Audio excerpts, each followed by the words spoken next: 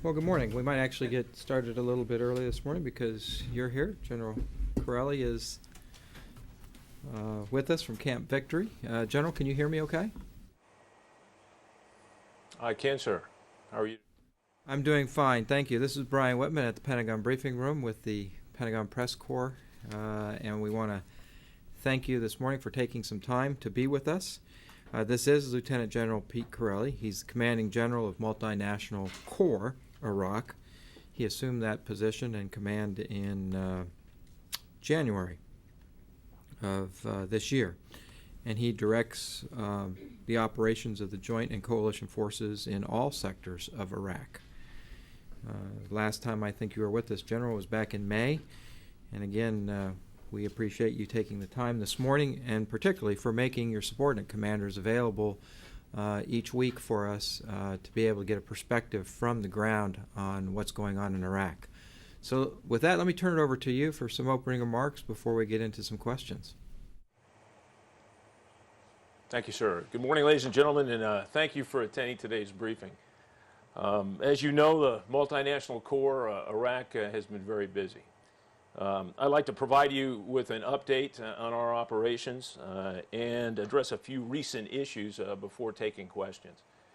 I guess an appropriate place to start would be with the Baghdad security plan.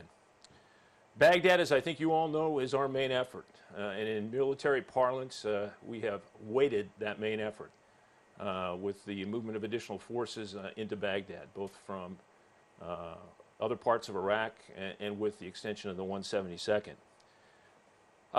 We have seen a decrease in sectarian violence in the month that the Baghdad security plan has been being executed. In addition to that, I can report to you that conditions in those areas that we have cleared and we are now holding and getting ready for the build phase have definitely improved.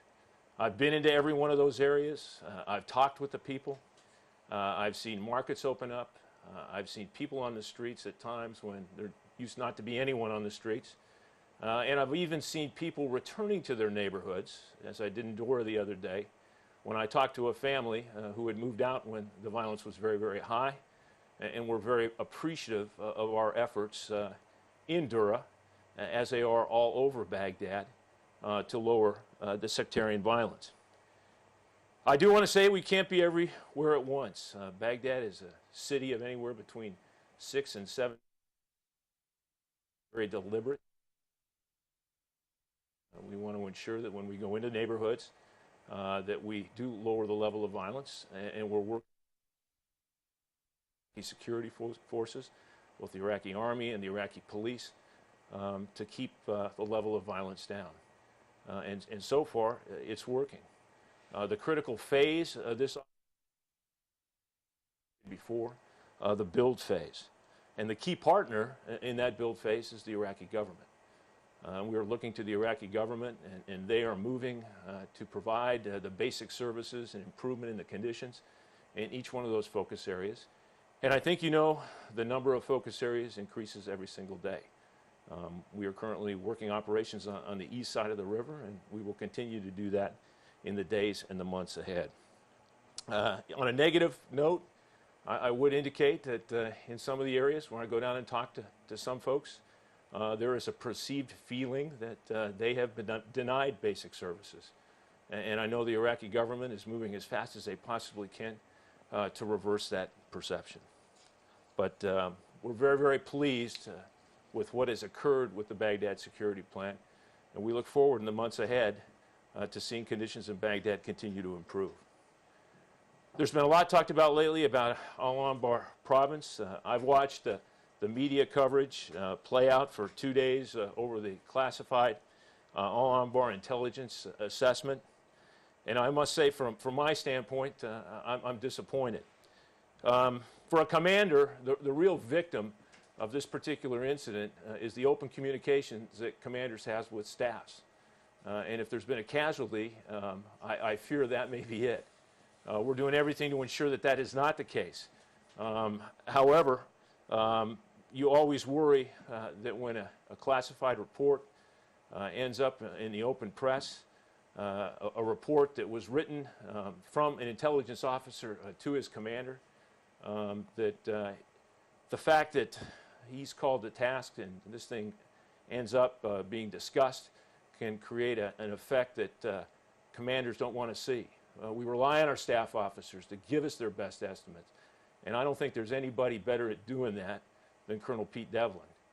I've always been proud to go out to Al Anbar and get an assessment from Pete, and he always tells me exactly how it is. I think in this particular case, if you read the report, Pete is right on target.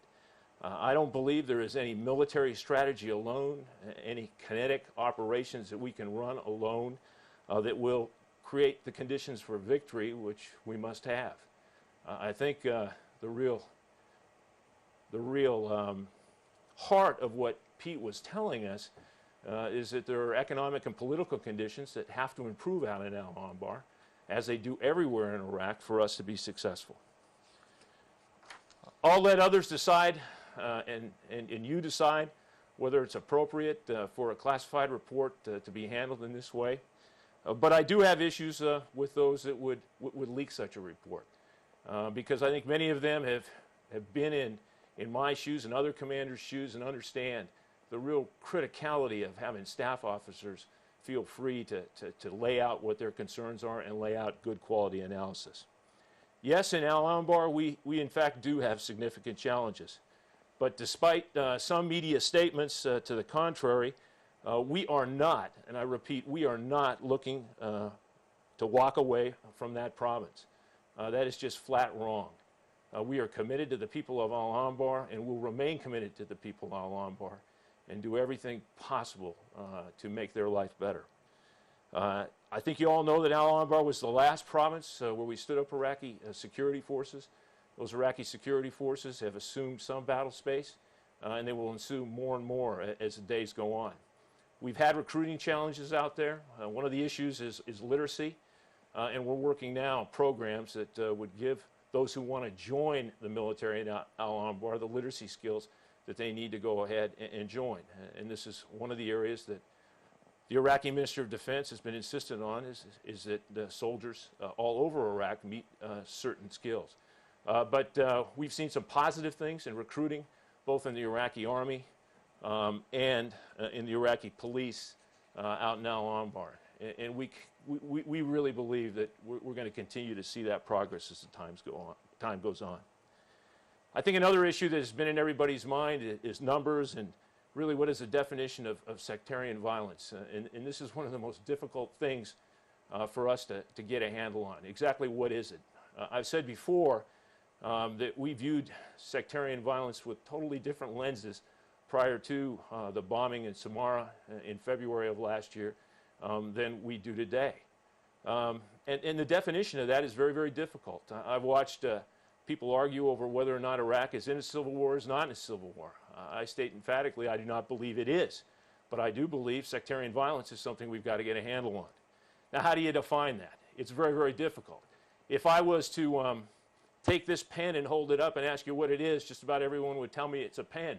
But if I was to, in fact, give you the details of an attack that occurs in Baghdad or elsewhere in Iraq on a daily basis, and ask you to determine whether it's sectarian or not sectarian, I think that I'd get a bunch of different answers. For me, we look at a couple of things. We look at who conducted the attack, how they conducted the attack, and why. AQI has been conducting large signature attacks throughout Iraq prior to the bombing in Samara and after the bombing in Samara. They are, in fact, spectacular attacks designed to kill a large number of people. And in the post-Samara bombing period, they have stated point blank that they conduct those attacks to incite sectarian violence. When a VBID, or vehicle-borne improvised device, goes off in the center of Sadr City or anywhere where there's a large Shia population, what we have seen in the post-Samara period is a reaction from death squads who may move to Sunni neighborhoods, Sunnis who move, if the attack takes place in the Sunni neighborhood, to Shia neighborhoods. And what we see in this instance is executions. Executions of individuals that are picked off the streets, sometimes from lists, taken to a location and tortured, some not even taken to a location and tortured and just executed. To me, that is the difference that I've seen in that period of post-February, and the thing that we've got to get a handle on, and we're working so hard to get a handle on, to not allow AQI to use his spectacular attacks to create the conditions which allow a spiral of sectarian violence throughout Iraq. The numbers that are reported are different. Some of the numbers that have come out of the ministries have been different than ours. They have their sources. We attempt at all times to ensure that we investigate every single event that occurs, and sometimes we don't agree with those numbers. We will always do our best to tell you the truth in what we see, and sometimes that takes longer for us to get to the bottom. For some, I'm sure that there are agendas that are being worked, and I understand that.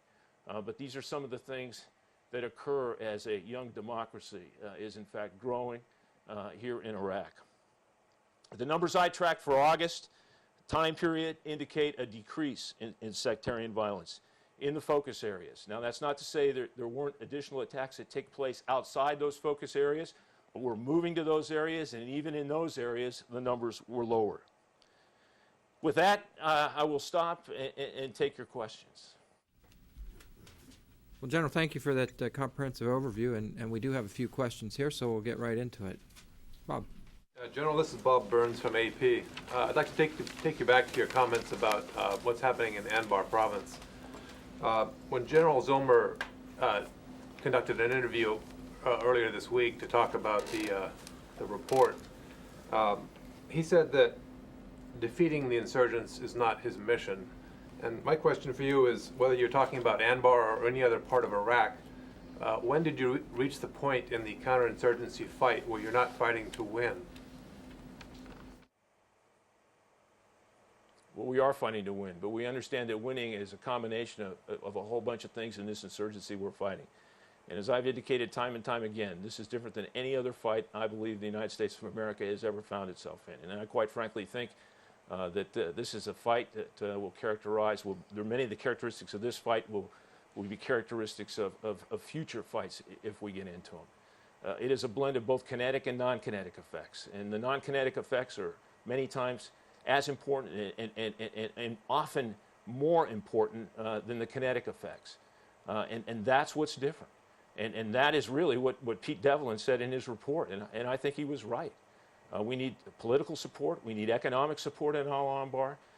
When we do that, it will have an effect on security in Al-Anbar and drive down security, as I mentioned before. And it is true, again, everywhere I go, not only in Baghdad, it's true up in M&D North, it's true in the West, it's true down in the South. When you go to a governor, when you go to a local official, and you ask them, what can we do to lower the level of violence?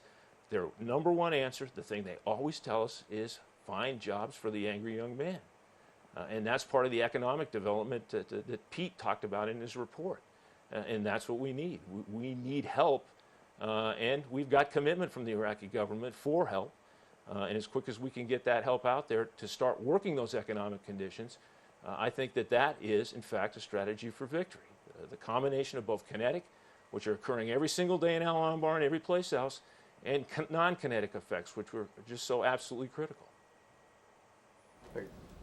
Well, General, this is Will Dunham with Reuters. You mentioned that you're not walking away from Anbar province, but do you have enough U.S. troops there to wage and win a counterinsurgency fight, and could you use more? There's not a commander in the world who wouldn't say he could use more forces, but I believe we have the forces that we need in Al-Anbar, understanding that Al-Anbar today is a supporting effort to what we're doing in Baghdad. Every time I have asked for additional forces, and run that up through General Casey, I've got what I've asked for. There's never been a question about that. And I think the recent events in Baghdad prove that. There was a part in Pete's report that wasn't mentioned, and I'll go ahead and add to it, and that he indicated, and he indicated quite correctly in his report, that the number of coalition and Iraqi forces has in fact increased slightly over the time that First MEF has been in Al-Anbar. So I feel that given the conditions we've got in Baghdad, we've got the force posture exactly where it needs to be. And we will reevaluate, and I reevaluate, as well as General Casey reevaluates our force requirements every single day. and we will continue to do that. And if we require additional forces, we will ask for them. Nick, good to see you back. Thanks. General, it's Nick Simeone at Fox News. Having said that, what is your reaction to Pete Devlin's view that another division is needed in Anbar to do the job? That's Pete's opinion. That's Pete's opinion. And I've got an entire staff that would take that recommendation, a recommendation from a G2 or Rick Zomer does.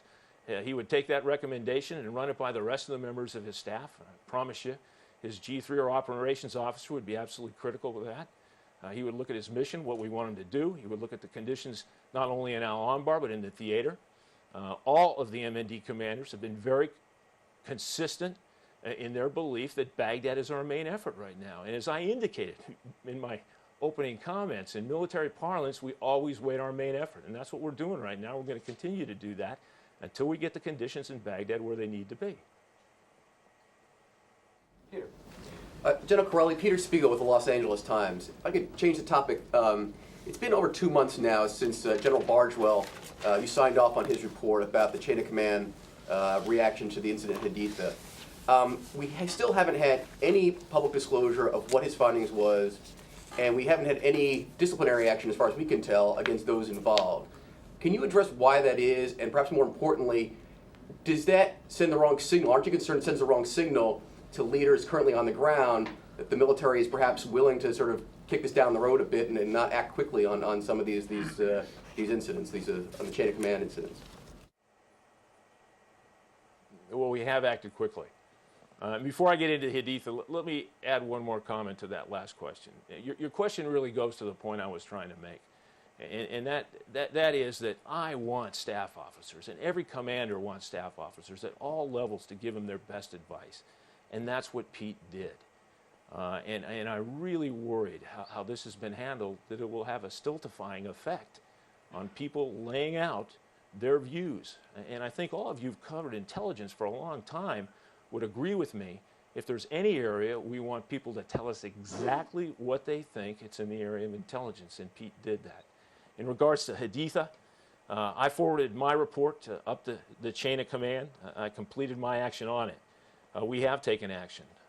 I think the values training that was reported and conducted for a month, in the month of June, was an example of some of the things that we've done. In addition to that, I've taken a hard look at reporting throughout MNCI and down in all the MNDs. General Casey has done the same for MNFI, and we have done the necessary adjustments to our reporting procedures to ensure that we understand some of those lessons. My report went to MNFI and then to CENTCOM, and it was passed to MARCENT. This is a different situation I've ever been in before, but it was passed to MARCENT, where it should go for inclusion in the ongoing NCIS investigation. And that investigation is ongoing. As long as it's ongoing, it would be inappropriate for me to comment as to how my portion of the report in that investigation, as long as the NCIS investigation has in fact gone on. But I would say again, all those recommendations that I had, that Eldon had, and that I looked at, that were part of that report, we have taken action on, and we will continue. I am looking very, very hard and conducting additional values training, not because we've had additional incidents, but because I think it's an absolute critical thing when you put soldiers, sailors, airmen, and Marines that in this kind of condition, in this kind of fight, that you take the time to go back and review our values and why we are different, and those critical core values that are part of all our services. General Chiarelli, Barbara Starr from CNN. I wanted to go back to Bob Burns' very first question and your answer. Understanding that what you said about economic and political progress being part of winning. Nonetheless, General Zillmer's comments that it's not the mission of the U.S. military to win kinetically. I'm still confused. When was that decided? How was that decided? Was that some conclusion that the military came to at some point? Can you shed any light on it? And is it your feeling that the U.S. troops in the field understand that it's not their job at this point to win as troops kinetically against the insurgents? Ma'am, it is our job to win. And I think if Rick had an opportunity to look at that today, he might say that, yeah, it is our job to win, but winning is a combination of not only what U.S. forces do on the ground, but our Iraqi counterparts. I think you all know that we have passed control of the 8th Iraqi Division to the IGFC, the Iraqi Ground Force Command. We will continue to pass additional divisions to them. And we are both in this, Iraqi security forces and the United States military, to win. And I'll state emphatically that our job is to win in Al-Anbar. But it is not the kind of fight that is going to be won by military kinetic action alone. It's a combination across all the lines of operations that I've talked about so long. And as far as my position on that, that shouldn't be a surprise to anyone. And I think that when the history is written of this fight, it will not be compared with any other fight that we've ever been in. And it's absolutely critical that we get all those lines of operations going in order to win. And we are dependent on the Iraqi government to help us in that process. Commitments have been made out in Al-Anbar. I hope that those commitments come through and come through sooner rather than later. And when they do, they will go a long way to our combined goal of winning in Al-Anbar. For a question. Thank you. General, this is Pam Hess with United Press International. I want to take you back to Anbar Province. Could you explain for us in a little bit more detail why you think you don't need more troops in Anbar? Particularly given what you said about the developing the economically and politically out there. You can't do that unless you have at least a measure, or at least a perception of security. And the fact that a battalion of strikers was taken out of Anbar and put into Baghdad sort of raises some questions. Can Anbar really afford that? It's always been the most dangerous place, certainly for U.S. troops, except for maybe the last few months in Baghdad. So could you explain why more troops would not be better in Anbar, where there's really not even a patina of security? Well, I disagree with you there. First of all, the forces that were taken out of Al-Anbar and moved to support the Baghdad security plan were part of the process that I talked about of weighting the main effort. We were able to go ahead and move those forces because Iraqi forces have stood up in Al-Anbar, as everywhere else that we pulled forces from. Now, the forces that we took out of Al-Anbar were nowhere near any of the locations that you would commonly look at for increased violence in Al-Anbar. And so far, the impact of moving those forces out, from my standpoint, has had no impact on some of the things that you read about every day. Now, we've made a conscious decision in how we're fighting this fight out in Ramadi. It is a combined fight with us and Iraqi security forces. And I think the success that you see out in Al-Anbar and that is the fact that we have integrated those Iraqi security forces. Most noteworthy, besides the Army, is the integration of the Iraqi police. We literally have police in cities that never had police forces before. But at the same time, that's going to take time. And recruiting efforts at times have been less than we wanted. We had very, very high goals for ourselves in recruiting. We saw that turn around last month. We had a little bit of a dip this month in Iraqi police. But we're already seeing conditions that show that'll turn around. We've identified some of the issues we've got. I mentioned one of them, literacy requirements. And we're working very, very hard with Marty Dempsey to come up with some options that would allow us to recruit additional soldiers, and in fact allow additional soldiers who want to join the Army to meet the basic literacy requirements that the Ministry of Defense is in fact intent on ensuring are in place. And I totally agree with the Ministry of Defense on that, on maintaining those literacy requirements. So, you know, again, I see Al-Anbar maybe in a different lens than even Rick Zillmer does, but I feel very comfortable that we're moving in the right direction in Al-Anbar. And when we do an evaluation, if it's determined that we need additional forces out in Al-Anbar, we'll look to move those forces out there. But again, the main effort is Baghdad, and we must ensure that we weight the main effort. Armies that don't weight the main effort really don't ever have a main effort, and that's not the case with this force. General Casey is totally focused on ensuring that we keep what we need in Baghdad to do the job we need to have done.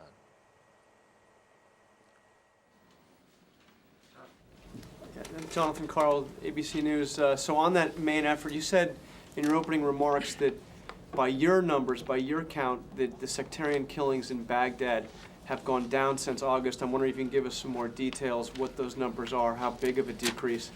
And also, do you have any further details on this VBID attack yesterday that wounded so many American soldiers? How was it that they managed to inflict such damage on U.S. troops? Well, I think that what has been reported so far is accurate on that particular SVBID. It was a suicide vehicle-borne improvised device. They've been reported correctly based on first reports, and I still consider them first reports until the investigation is complete. Based on those first reports, we've taken some corrective action to ensure that it doesn't happen in other locations. But that's where we are on that right now, and I really don't want to comment until that investigation is complete. But I promise you it'll be a full and thorough investigation, and we'll take all the necessary actions as they are uncovered to preclude something like that from happening before. Again, I think you all know that we had 32 casualties. It's a possibility today that we had 33 casualties. We had 2 soldiers that were killed in action, one soldier who is BSI, one who is SI. Non-serious injuries was 17, and 11 were returned to duty. In addition to that, I'm sorry to add that we now have a soldier that we are counting as missing, and appropriate notifications will be made. I forgot the first part of your question, Jonathan. Could you help me with that? Violence numbers, but that missing soldier, what's going on there? Exactly what I told you. We now have a missing soldier. In connection with that specific SVIB? Right, right. The first question was about the sectarian violence. You said the numbers had gone down. Yeah, I mean, if you take the original numbers that were announced in that particular incident, both the MOI, the MOH, and we were, I think, the same. We agreed on the numbers. The MOH later made a correction, and they made a correction based on facts and data that they have.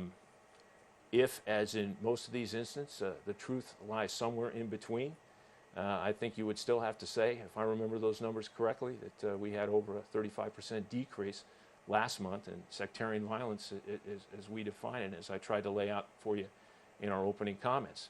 I think Bill Caldwell said yesterday that we've seen a spike in the last couple of days. We're doing everything necessary, everything we possibly can to drive that spike back down again.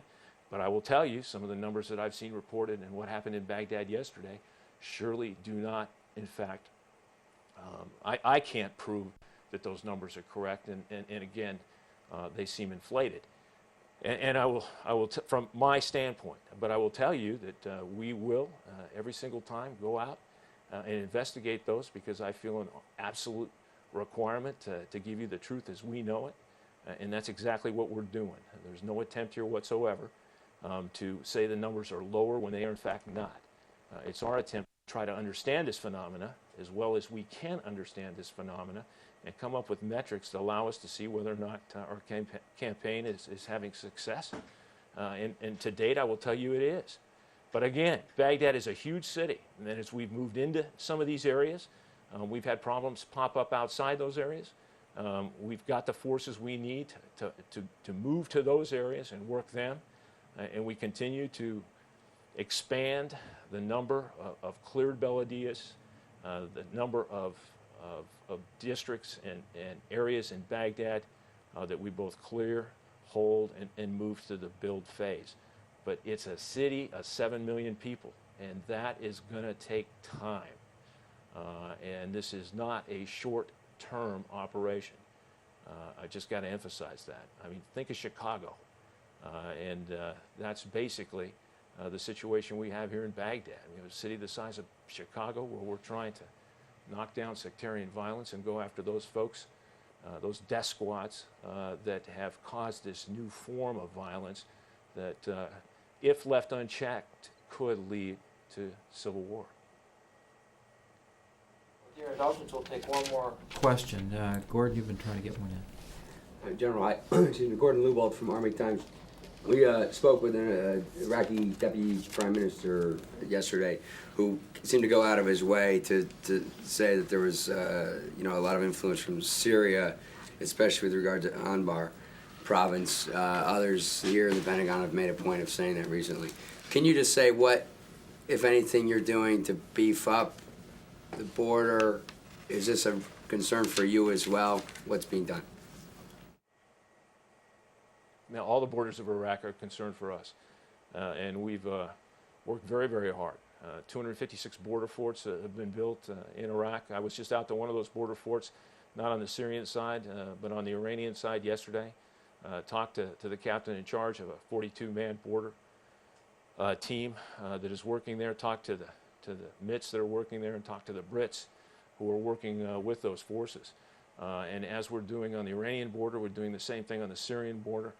And every single day, those border teams get stronger and stronger. They get stronger because of the commitment of American forces. One of the places that we've increased the number out in Al-Anbar is this time last year we had no border training teams. Today we've got border training teams throughout Al-Anbar on the Syrian border, and they're working with the Iraqi border police to make them more and more professional every single day. There's tremendous logistics challenges when you move that far out west, particularly when Baghdad is a hub. And one of the issues that we've had to work with both the Iraqi Army and the Iraqi border police are some of the logistics issues, getting fresh food out to them, make sure they have the necessary amount of fuel. But every day that gets better and better, and I think you're going to see that. In much the same way you saw the improvement in Iraqi security forces, we're seeing a similar improvement in Iraqi border forces on all borders in Iraq. Well, General, Again, we want to thank you for your time. We've come to the end of the time we've had allocated for this, and let me just turn it back to you in case you have a few closing comments that you'd like to make. Just a little comment that I'd like to make. I had a great trip yesterday down to M&D Southeast, and I had the opportunity to go up into Maison, as I indicated early, and go up to one of the border forts and visit British forces that are patrolling that border. I think many of you know that they moved out of Camp Abu Naji, and they are currently along the entire length of the Iranian border, working with Iraqi border teams up there. Yesterday, before I went out, somebody handed me an article. I believe it was from the Washington Post. And I read in it that a party spokesman or a militia spokesman stated that once the coalition leaves, Iraq will descend into civil war.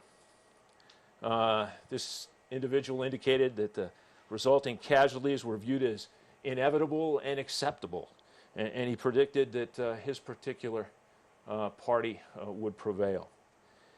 It was interesting, when I went up to Maison yesterday, I took a brief about 6 kilometers short of the border. And that particular area was the scene of a battle in the Iran-Iraq War less than 20 years ago. And it's always interesting for us to talk with our Iraqi counterparts in the Iraqi Army about that war. And many of the soldiers that are in the Iraqi Army today fought in that war. Many of the leaders fought in that war. And I was absolutely stunned when I was told by the British lieutenant colonel who briefed me that at this particular location, official counts were that 1 million people had been killed. And he indicated that if I had the opportunity to go down and talk to locals, they would tell me that it was really 3 million people had been killed in this particular battle. We then left that location and I drove through that battlefield on my way up to the border.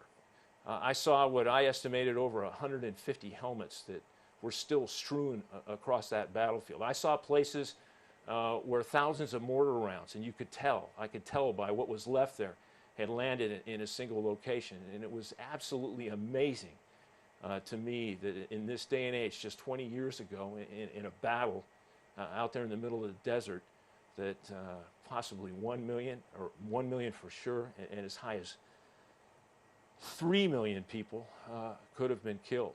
There were minefields all over.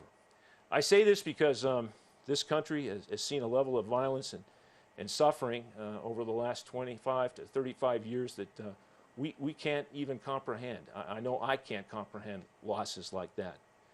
The stakes in this fight are particularly high. And we viewed Iraq a certain way prior to February when the Golden Dome was bombed. We looked at the attacks being conducted by Al-Qaeda in a certain way. And in the post-time, we've looked with a different lens.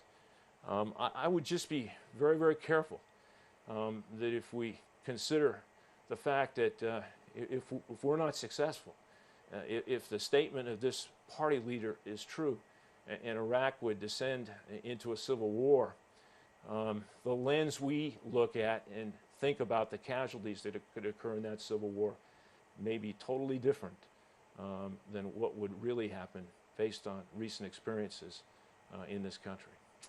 And with that, I thank you very much. Great honor.